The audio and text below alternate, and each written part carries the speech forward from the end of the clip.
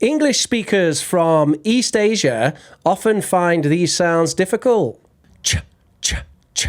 So this is an unvoiced plosive. Ch, ch, ch.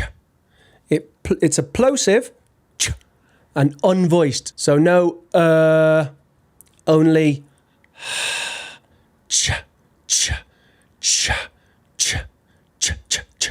It's at the start of words like chop.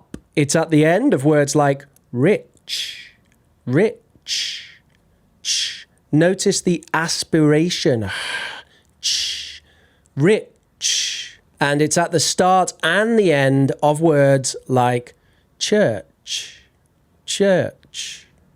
Are you ready for a challenge? Churches, churches.